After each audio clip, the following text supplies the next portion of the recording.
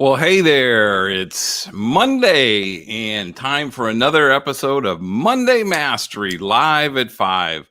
I'm dating coach and relationship coach Rick Sodebeer, and I'm your host tonight. And we'll wait for just a couple of minutes for a few more people to join in, and we'll begin the conversation. So I hope you all had a great weekend, and depending on where you were, that you didn't get too much snow. And I know a lot of places are suffering from cold weather right now. Hey, Shar, thanks for joining in. How are things in Aiken? It's a little bit cool here. I saw my daughter down in Central Texas was in the 30s this morning. That's a little bit chilly for them. So it's about, I want to say mid 40s here today. So not a bad January day. And we got a few people joining in. So why don't we start rocking and rolling here? My question today is, how far will you go, or what will you do to maintain a relationship or to stay connected? Shar says it's cool, but going to North Carolina to go hiking to waterfalls in the mountains, colder there. Yeah, that's and that's okay. I can take cold weather for a few days at a time. I was just up in Michigan a few days ago, and it was okay. Did a little bit of skiing, not much. Hey, Sylvia, thanks for joining in from Texas. So it's nice to get a little change of weather here and there. So I hope you enjoy your hiking trip. And hey, Barbara, thanks for joining in. Glad to see you're here. So this week I want to talk about how far you'll go, or what you will do to create and maintain a relationship. What are you willing to do? What are you willing to give up? What are you willing to give into or acquiesce to keep a relationship? And ladies, I'm not picking on you, but I find that you all are generally willing to do a lot more to. Hey, Deborah. Deborah's in Lee Summit, just a few miles from where I'm at in Grain Valley. You ladies are generally much more willing to give it your all to make a relationship work. And I understand there's got to be some give and take in every relationship. Not everyone is perfect, and not everything's a perfect match. Hey, Sherry from Oklahoma, thanks for joining in. And kicking my stand. If you could see this jury rigged, I just had to move it back a little bit. Y'all are willing to seemingly do much more than guys are to give it your all to make sure a relationship works. Let's see. Shar says, if I deem the relationship worth it, I will work at it, but it always takes two. You have to learn to work together to make it work well. And that expectation should be discussed. Absolutely. And Deborah says, I'm a giver. However, my boundaries are reasonable, and I plan to gently keep those in place. Now, that's interesting. The verbiage that you use there. And number one, reasonable boundaries, and you say gently keep them there. I'm curious as to your definition of reasonable and your definition of gently, Deborah. So if you can shoot a comment in there, I'd appreciate it. Are you willing to make personality changes? Are you willing to How far are you willing to go? I know that we've all made adjustments for relationships. I know I had to in my marriage. I changed my sense of humor. My ex um didn't like my sense of humor. I can be a little sarcastic and little a little, I guess, for lack of better terms, a little coarse. And then my sense of humor is also very, very slapstick, very silly type humor is what I enjoy. But anyway, I had to make an adjustment, and it got to the point where I was walking on eggshells because I didn't know if something I would say in humor would be taken incorrectly uh, and misinterpreted. And just that always led to or almost out would always lead to an argument. It's one thing to make adjustments for toothpaste or how you cook a meal, or any number of things, how you do laundry or how you share household chores. Those are always things that are negotiable. uh, but are you willing to how much of your personality are you willing to give up for the relationship? uh, and again, how strong are your boundaries? I mean, are they firmly in place? Deborah made comment that she would consider let's see. Oh, I missed this one, Deborah. Thanks. Just 1 second here. She said, I will consider all things, but won't lose myself into another person. Life is too fun to mask what makes me happy.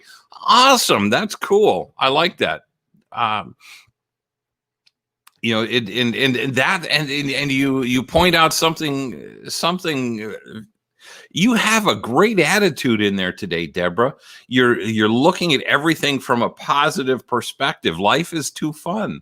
You know, so often we get wrapped up in the life is too short or life is too long to be unhappy. But life is too fun. I like that.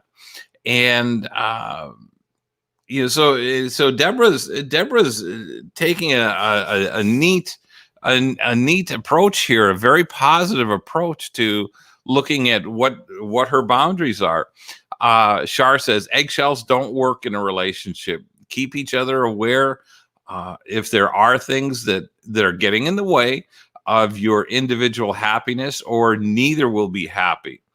Oh, that is so true. And I'll use myself in my marriage. Things had decayed and over the years, and don't misunderstand me. We had some really good times, but the last couple of years of the marriage were just, I think both of us were walking on eggshells, and our communication was atrocious. We had two totally different communication styles, and as much as I tried to communicate, we or tried to adjust and tried to draw out what issues she was facing and share with her what I was facing, it just wasn't working. And you're going to run into situations like that where you try to share what's on your mind, and it's just not taken correctly. It's not understood correctly. And I've had conversations with people that in one relationship I was in, she would say something to me, and I would stop and I'd say, this is what you said, but this is what I heard. Because we all have a way of interpreting things. Words have meanings, and sometimes we can put a little different twist on some of the meanings of those words, and interpret the comment or the statement very differently. Hey, Teresa, thanks for joining in. And so we have to be very careful. And when we throw in tone of voice and volume, All of that can make a huge difference in how we interpret something. Sylvia says, that's something I truly never want again, walking on eggshells. Yeah, you and me both. Because you just never know what you're going to say, what you're going to do. If it's a if it's a look on your face or a tone in your voice, and you can ask something in the most pleasant tone of voice that you can, and you're still afraid that something's going to be misinterpreted or taken in the wrong vein. So it's when you get to those points, it's extremely important to be able to have conversations, and in some cases, I know it becomes very difficult, especially later on in a marriage where the marriage or the relationship is crumbling, and everybody's got each side has their heels dug in. It's one of those things that it's there are techniques that you can use to try to step back from that. And one of those techniques is just asking a simple question. What can I do to make this relationship better for you? And that's a very, very powerful question. And, when you ask that, and you have to listen to their answer. You can't, if they say, well, you need to start doing this and this and this, or you keep doing this, or you're always doing that. You have to step back and just listen. Don't become defensive.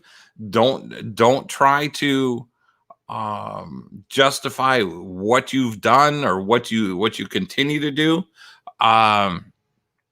You can just ask, what can I, and then do it. Then follow through. And I mean, if it's a reasonable request, or a reasonable response from your partner, just then start implementing. And it would be great if they would ask the same question, but it won't always happen. You never know if the other person will hit the roof. Been there, done that. Absolutely. And that's what I call living on eggshells, and talking about asking the question, what can I do to make this relationship better for you? Shar says she loves that. Great approach. And Don, hey Don, my buddy down at Lake of the Ozarks, glad to see you're on, and welcome. And Shar says, I really do want to know what I can do to keep peace in the family. Okay, let me ask you about that, Shar. Keeping peace in the family, does that mean giving in or relenting to what your partner wants? Does it mean that you're willing to sacrifice your happiness, which I don't think you are? What if there's an unreasonable request that either consumes a lot of your time, or in my case, I'll use my ex said, I don't like your sense of humor. You need to stop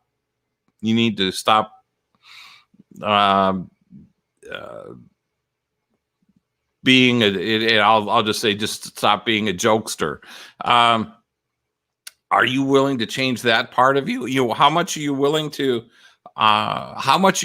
give in, or to adjust to your partner? And we'll just watch here for a second. So there are a lot of different things that we can do, but one of the things that you have to be very, very careful about when you're dealing with a relationship and you ask that question, what can I do to make this relationship better? If you have to lose yourself in the relationship, or if you have to give up a big part of your personality to maintain the relationship. And it might be that one of you is an extrovert, one of you is an introvert. And you ask that question of an introvert, they say, I want you to stay home more. I don't want you talking to other people. Or it may be a jealousy issue. Then what do you do? Do you try to work that out? Do you honor their request? Because if they're jealous, it may be that you end up as an extrovert being at home more often, not enjoying going out. And Shar says, sometimes giving in, but I don't think you can ask someone to completely change who you are. How do you change your sense of humor? Well, you stop joking around. You have to be very careful. You're walking on eggshells. Teresa says, keeping peace in the family doesn't mean you should be the one always being, doesn't mean you should be always being the one to make it like you are the problem and you are the one bowing down to everything. Yeah, okay, I get that. Yeah, you shouldn't be the one that takes all the responsibility for making changes and for keeping the relationship together. And that's a good point, Teresa, because that becomes a one-sided relationship where you're doing all the work to keep the relationship together. There should be a give and take. Deborah says, for me, many things fade, but your sense of humor keeps life vivid. Best attribute a person can have. Well, that's kind of what I think too. Now, there are, and I'll give you an example. There are people that have a sense of humor that can be grating on you. I was in Walmart this afternoon and in the vitamin aisle, and I was standing next to a guy, and we struck up a little conversation, and I swear he had a cliche for everything. Everything in everything that I commented about, he had a cliche. It's like I said something, and he says, "Yeah, that's what she said," and it was just. And that could get things like that can get very annoying after a while. So you do have to be careful. And as from his perspective, I know he was trying to be funny, but with every comment he made, or if that was every comment that came out of your partner's mouth, it would get very old very quickly. Teresa says, I was the one to always make it my fault and feel bad when I was not to blame, but to keep everyone happy. Yeah, you can't. That's a great observation, Teresa. I'm glad you recognize that you were the one taking the blame when there's a point in time where you can accept the responsibility. But you can't do that all the time. There's a saying: do you want to be right or do you want to be in love? But there's only so much that you can take or so much that you can absorb, and you do have to set a boundary, and that boundary should not be to have everything be your fault. That's a huge observation on your part. And hopefully you've learned from that you won't do that again in your next relationship. It's okay to accept responsibility for miscommunication.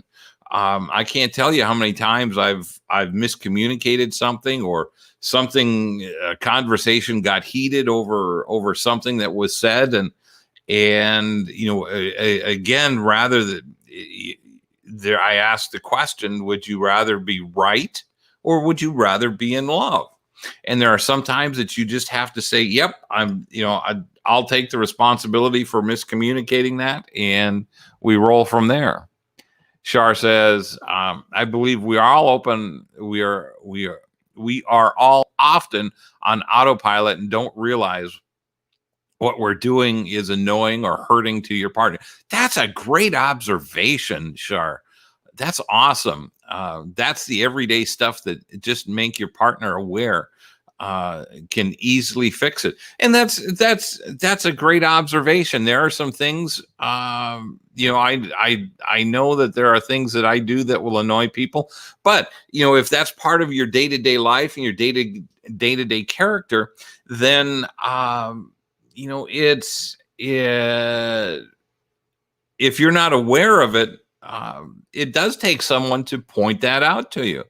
And don't do it in an accusatory way. Just say, hey, listen, um, this is how I'm feeling when you say this, and I would appreciate it if we could work on not doing that anymore, or if you could work on not doing that or saying that anymore.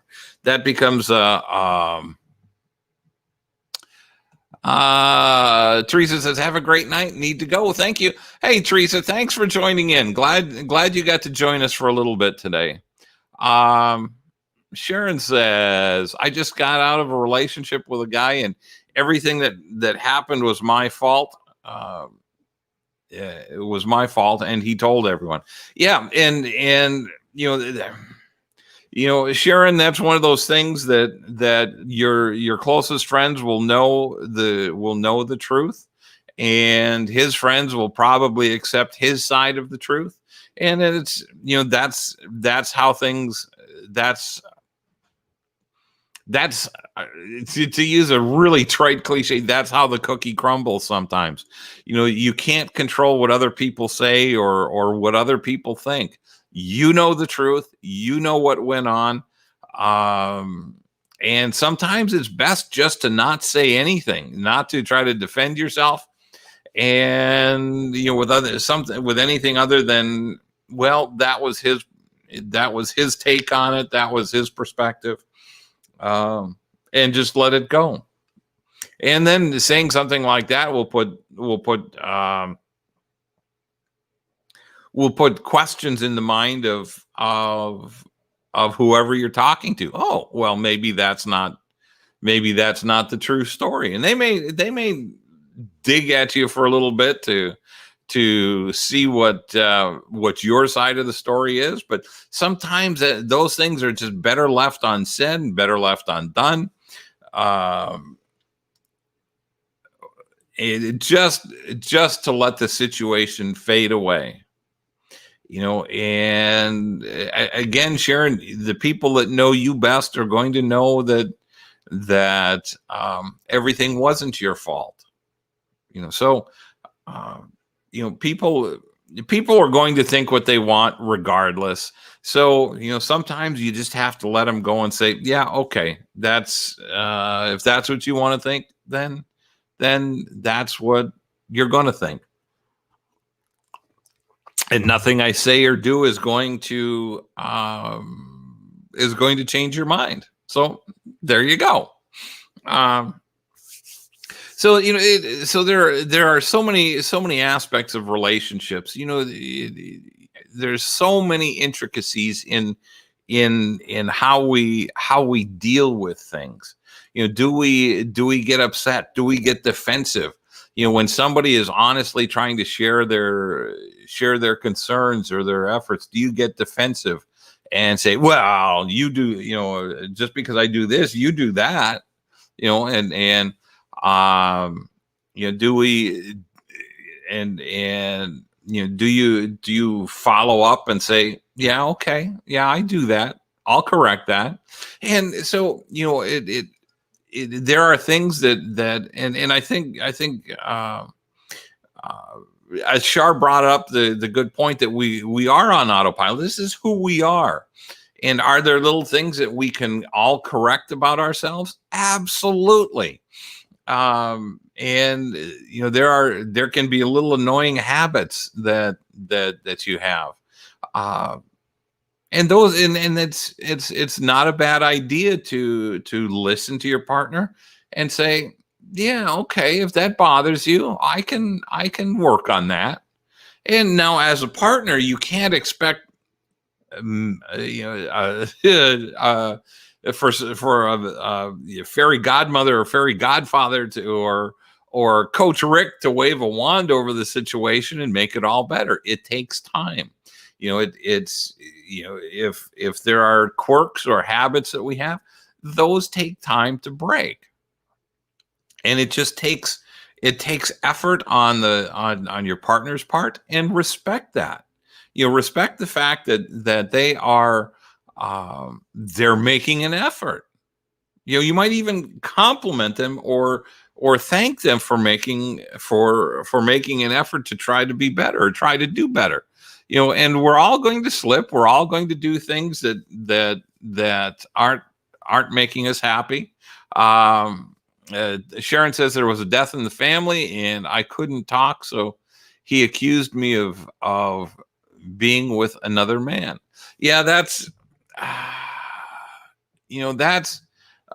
dealing with someone else's issues, or dealing with someone else's jealousies is not something that you should take on. And I know we all do it from time to time. We all try to we try to be accommodating. We try to take on the burden from time to time.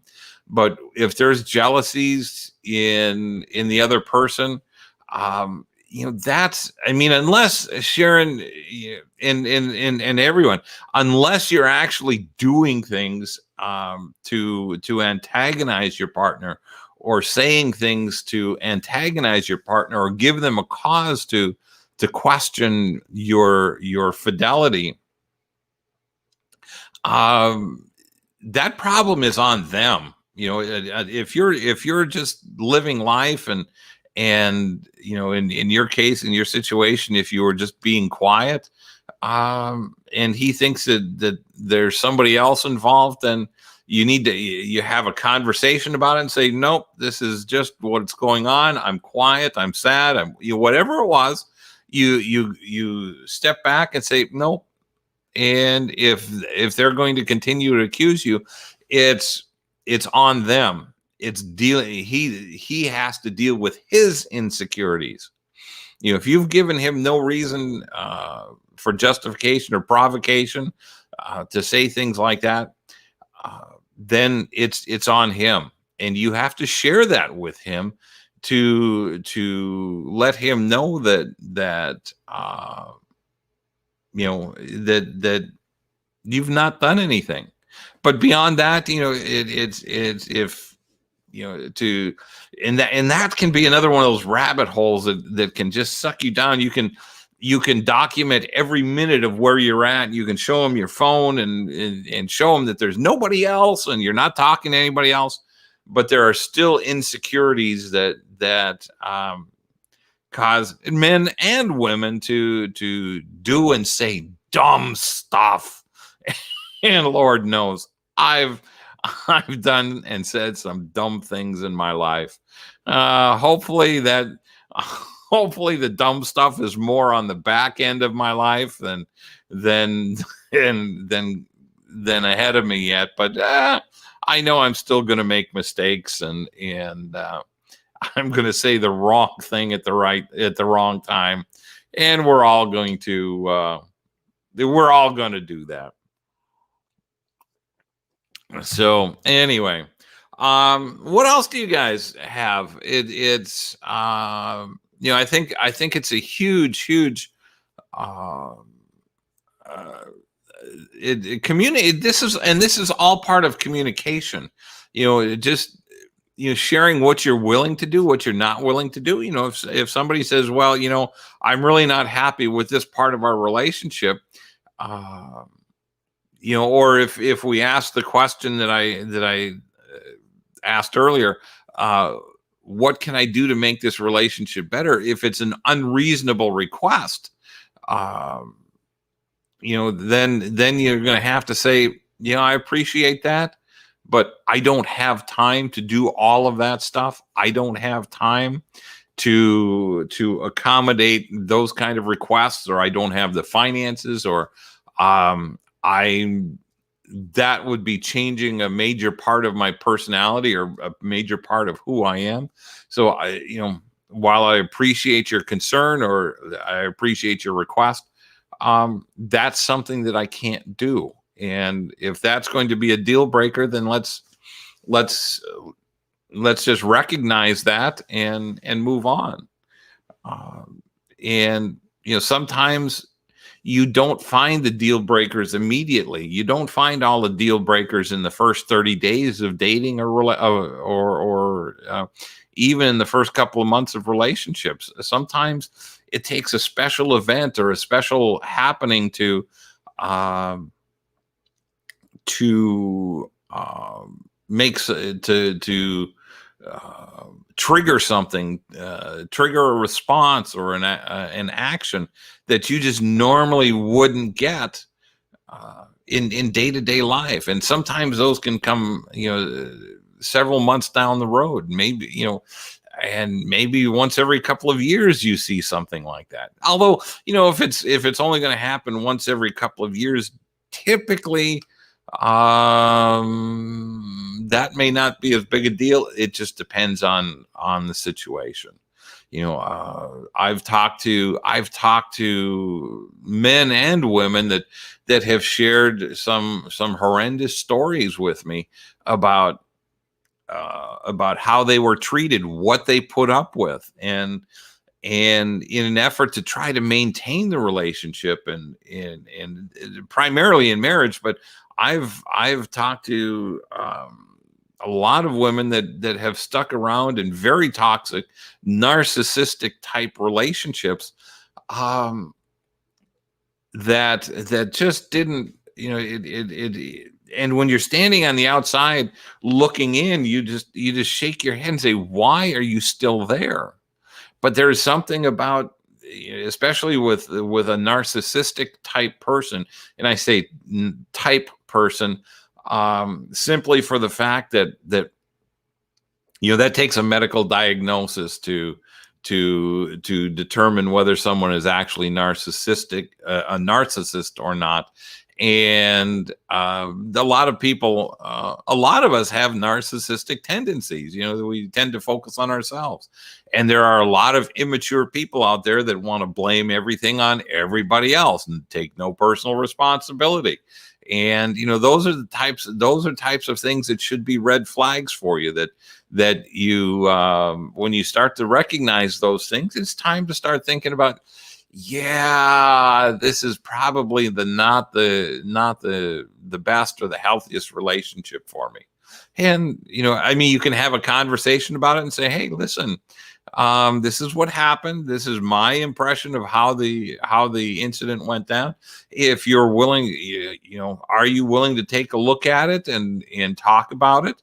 And are you willing to, what are you willing to do? I'm willing to do this.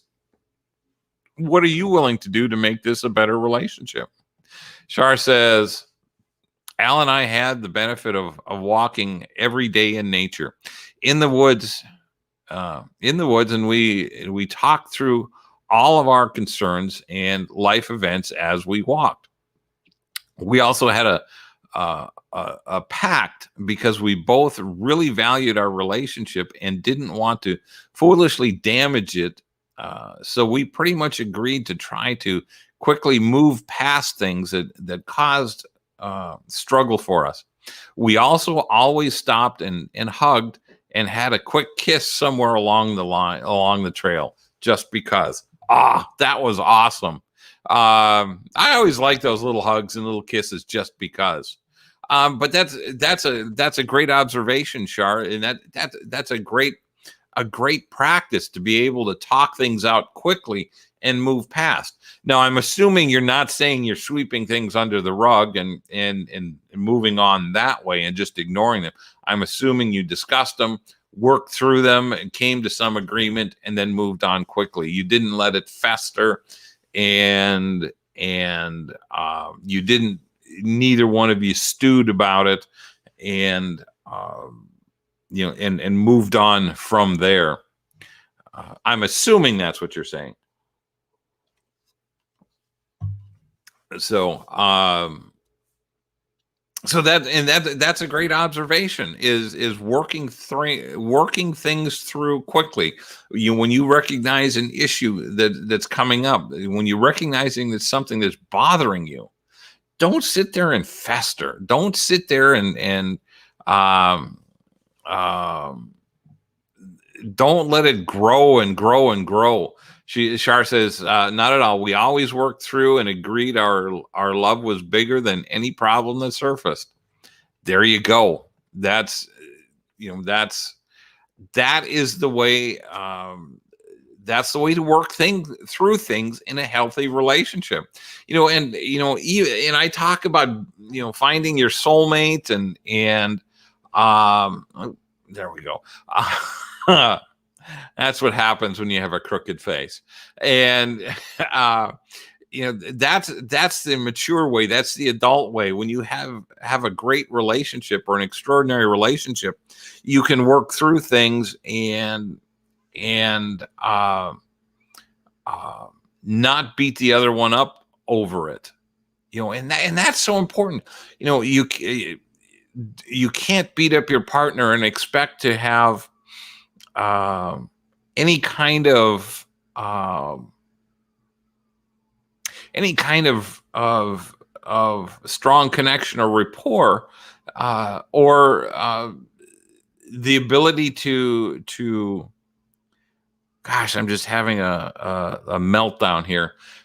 It's hard to develop any kind of a relationship when you're always pointing an accusatory finger and not willing to make any changes or accept any of the responsibility yourself. Relationship is a two-way street.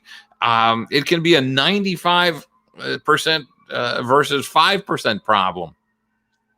But it takes both of you. If one of you wasn't there, the problem wouldn't exist. But more often, it's more like a 50-50 or a 60-40 type situation. So you both have to accept responsibility for any misunderstandings, disagreements, and until you can do that, or until you find a partner that can do that, I don't believe you can be in a really, really healthy relationship. These things all take effort. There's no such thing as a perfect relationship. I talk a lot about finding your extraordinary mate or your soulmate, but even when you find that person, you're going to have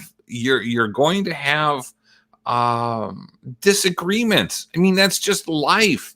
Life happens. Sharon says, I beat myself up for getting involved with someone who doesn't care. Well, Sharon, don't beat yourself up too hard. You don't know who's going to care and who's not. I mean, it takes a little while to find those things out. I mean, it can take, once the infatuation wears off, then that's when you start to see, the true character of your partner. But don't continue to beat yourself up for a mistake, because what you end up doing is holding yourself back, being afraid to move, or not taking any chances, or not taking any risks in dating or relationships at all. And every date, every relationship, every person you connect with, there's risk involved. There's risk that you're going to become attached and get your heart broken. But you cannot accept the responsibility for all the problems of a relationship. And learn from it. Just say, yep, okay, I screwed up. I should have recognized earlier, or I should have paid attention to my intuition or my gut instinct, or I like to think of intuition or gut instinct as the Holy Spirit kind of telling you what's right and what's wrong. And as a friend of mine aptly put it, she said, it's not that I didn't recognize my intuition or my gut instincts. It's that I didn't listen. And when you learn from your mistakes, you learn to listen. And so don't continually beat yourself up. That does no good. It continually brings you down. It feeds you negative information. It you tell yourself, well, that was really stupid. I should never have done that. I stuck around way too. Okay, you're right. You should never have done that. You should never have stuck around. Learn from it and recognize that if it happens again, that you can walk away much sooner. Use it as a lesson. Use it as a learning or a teaching moment. Learn that Sharon, you're going to make mistakes. We all do. And it's just something that it's going to happen no matter what. So when it happens, recognize and say, "Yep, I screwed up," and then move on. So I hope that helps, Sharon. Don't keep beating yourself up. That's not healthy. And when you continue to beat yourself up like that, you do keep yourself out of potential good relationships. You keep yourself from healing from this relationship and moving on in a healthy way. So I hope that helps you a little bit and gives you a little different perspective, and it's so easy for us to beat ourselves up. I used to do that on a regular basis. And then the older I get, the thicker my hide gets. And I get to a point where okay, I screwed up. It doesn't feel good, but here we are. What are we going to do? Are we going to keep going, or are we going to go our own separate ways? And accept your responsibility in it. And then if it doesn't work out, then move on. And so, I'm a little raspy here today. I was doing some home remodeling with a friend over the weekend, and it was dusty and dirty, and so I'm getting a little frog in my throat here. So bear with me while I'm while I'm drinking a little more tonight than I normally do. Sharon says, "Thank you. I'll remember what you said." Thank you. Yeah, Sharon, you have to remember that it's a two-way street. It wasn't all your fault. He contributed to the situation too. And then just learn to recognize what you bring to the table, what he brought to the table, and it just wasn't a good fit. And say, okay, let's try it again, with somebody else. But it's when you get into and Sharon, what you were in, or what you described is a one-sided relationship where you do all the giving, you do all the you put in all the effort. When you recognize that someone's not putting in effort, don't hesitate to say, yeah, this just isn't the right relationship. I'm out. And really that's all you have to say. He'll probably say, well, you'll never find anybody better. Yeah. The emotionally immature will tell you all kinds of things to bring you down and make you question your judgment, make you question your values.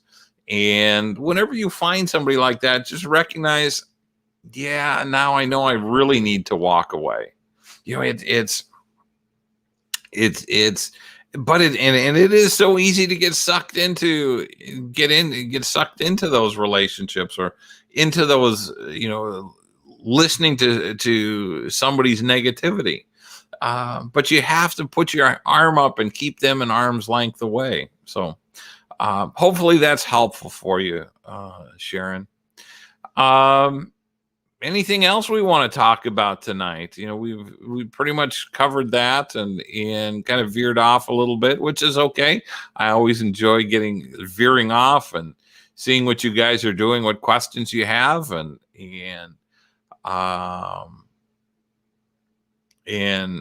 where the conversation goes. So anyway, looks like it's a little quiet here, so I think we'll just kind of wrap it up here. We're at about 45 minutes, and that's a good time. That's a good length today. I appreciate you guys for checking in and being here, and I appreciate your input. You guys make this. You guys, I was just thinking the other day, I was sharing with somebody the other day that when I first started doing Facebook Lives and YouTube Lives, they'd be 4 or 5, maybe 6 minutes long, and now all of a sudden we're up to 45 minutes to an hour every day or every week. So, and it's all because of you guys. It's all because of your input. Thanks, Don. Thanks. Glad you checked in tonight. Shar, thank you. I hope you guys have a great and blessed week. I love you all. Thanks for your comments. And if you have anything that you want me to talk about next week, please feel free to share your subject thoughts, and I'll be happy to look at them and work them into next week's episode. And what next week's episode will be about, who knows? I have to see what happens through the week and over the weekend, and we'll go from there. Have a great evening, everyone. Love you guys, and we'll see you next week for Monday Mastery live at 5.